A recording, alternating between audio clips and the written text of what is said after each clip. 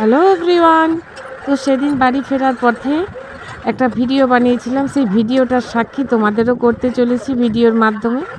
তো দেখো, আমাদের রাস্তা দিয়ে আসছিলাম যখন, আমাদের একটা বড় বাস করা হয়েছিল, সেই বাসে করে রাস্তায় যখন আসছিলাম, রাস্তাটা ছিল খুব সরু, একটু একটু অন্ধকার হয়ে আসছিল। সূর্যি মামা দেখতেই পাচ্ছ তার নিজের দেশে ফিরে যাচ্ছিল।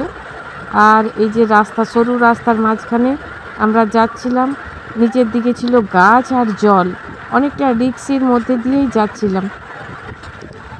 পাশ দিয়ে কোনো গাড়ি যখন পেরিয়ে যাচ্ছিল, বাসটা একবার করে থেমে যাচ্ছিল, আর ভয়ও লাগছিল অনেক, জানো তো, এদিক ওদিক করে বাসটা যাচ্ছিল অনেক কষ্ট করে। আর গাছপালা আর জল দেখো, এত সুন্দর প্রকৃতিকে এমনভাবে সাজিয়ে তুলেছে যে মানুষ দূর দূরান্ত থেকে আসে এই জায়গায় পিকনিক করার জন্য। আমরাও তার উদ্দেশ্যেই চলে এসেছিলাম সেদিন পিকনিকে। খুব সুন্দর একটা মনোরম মনোমুগ্ধকর পরিবেশ, সেই পরিবেশে আমরা আজকে সেদিনটাই খুব সুন্দর পিকনিক করেছি।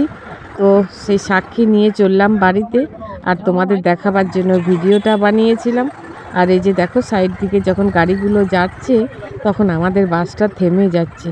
বহুত কষ্ট করে রাস্তার মধ্যে দিয়ে যাওয়া হচ্ছিল, খুব সরু রাস্তা। আর এই যে দেখো পিকনিক স্পটটা, প্রথমে যখন সকালবেলায় আমরা আসি তখন এই জায়গাতেই থেমেছিলাম, কিন্তু এই জায়গায় তখন জায়গা পাইনি, তখন ফুল হয়ে গেছিলো। দেখতে পাচ্ছ কত বড় বড় বাস সব দাঁড় করানো আছে।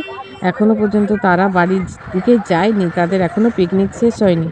তো আমরা সামনেই রাস্তার ধারেই পড়ে মা কল্যাণেশ্বরীর মন্দির, সেই মন্দির দর্শন করব বলে আমরা একটু 5টা সাড়ে 5টার দিকে বেরিয়ে পড়েছিলাম তাড়াতাড়ি।